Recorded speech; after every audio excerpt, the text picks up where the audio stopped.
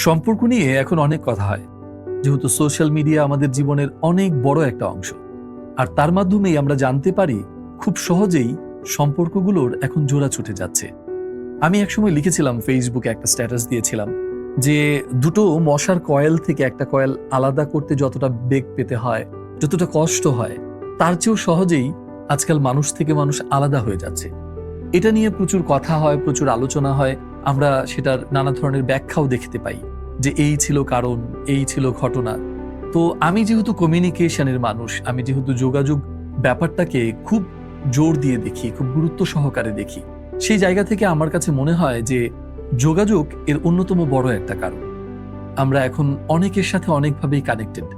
ওর number আমার কাছে আছে, ওর সাথে আমার প্রতিদিন একবার মেসেজে কথা হয়, মানেই কি আমরা আসলে আমাদের মধ্যে সত্যিকার কোনো যোগাযোগ স্থাপন করতে পেরেছি?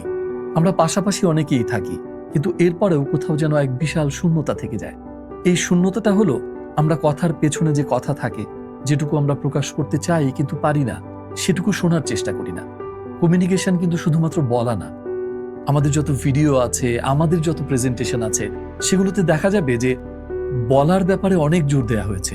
এভাবে বলতে হবে, এই ব্যাপারগুলো বলতে হবে, বলার প্রয়োজনীয়তা অনেক বেশি, কিন্তু শোনার প্রয়োজনীয়তা তার চেয়ে কোনো অংশেই কম নয়। এবং শোনার যে পরবর্তী ধাপ, সেটা সম্পর্কের ক্ষেত্রে আরো বেশি জরুরি।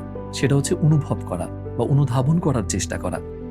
একটা সম্পর্কের ভিত আমার কাছে মনে হয় অনুভব সম্পন্ন বা অনুভূতি সম্পন্ন যে যোগাযোগ আছে, সেটার উপরেই দাঁড়িয়ে থাকে। আমরা আমাদের পার্টনারের কাছ থেকে এমন কিছু কথা আশা করি, কিছু সময় কিছু নীরবতা আশা করি। সেই আশাগুলো যখন পূরণ হয় না, তখন আমার মনে হয় যে আমাদের মাঝখানে শূন্যতাটা বড় হতে থাকে, আমাদের যে দূরত্ব সেটা আরো বাড়তে থাকে। এই যে সম্পর্কের জোড়া ছুটে যাওয়া, এই মানুষগুলো হয়তো একে অন্যকে অনেক ভালোবাসে, বুঝতেও পারে, কিন্তু কোথাও না কোথাও একটা সময়ে গিয়ে আমাদের অপ্রকাশিত কিছু শব্দ, কিছু কথা আমরা অনুধাবন করতে পারি না, অনুভব করতে পারি না। যে কথাগুলো বলে ফেলা যায় সেগুলো বলে ফেলা, যে জিনিসগুলো চেয়ে নেওয়া যায় সেগুলো চেয়ে ফেলা, আর যেগুলো চাইতে পারছি না সেগুলোর জন্য সেই মানুষটার ভেতরে সেই অনুভবটুকু পৌঁছে দেয়া। আর আপনার পার্টনার, আপনার প্রিয় মানুষ, আপনার সঙ্গী যখন আপনার কাছে সেই অনুভব পৌঁছে দিচ্ছে, সেটাকে আপনি যখন গ্রহণ করতে পারছেন, তখনই কিন্তু সম্পর্কটা আগের চেয়েও আরো শক্তিশালী হয়ে উঠছে। একটা চমৎকার কথা আমার খুব ভালো লাগে, সেই কথাটা হচ্ছে, ভালোবাসা দিতে পারা যেমন যোগ্যতা, নিতে পারাও একটা যোগ্যতা। ভালোবাসা যেমন দিতে জানতে হয়, তেমনি নিতেও জানতে হয়।